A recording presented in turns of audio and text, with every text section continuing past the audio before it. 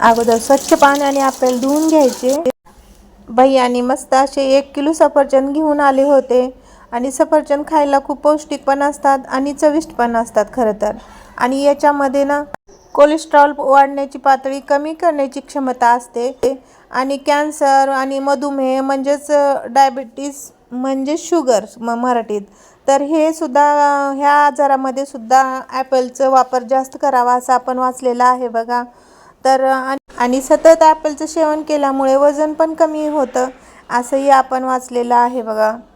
आणि कुठं जर आपण ॲडमिट पेशंटला बघायला चाललो ना, तर सहसा लोक ॲपलच घेतात अगोदर बघायला जाताना, दुसरे फळं घेत नाहीत म्हणजे. आणि ॲपलचं सेवन केल्यामुळे ना पचनक्रिया पण सुधारते असंही म्हणतात. तर ॲपल हे आपल्यासाठी खूप छान, गोड आणि पौष्टिक असे फळ आहेत. सांगायचं तात्पर्य म्हणजे गुणकारी फळ आहे.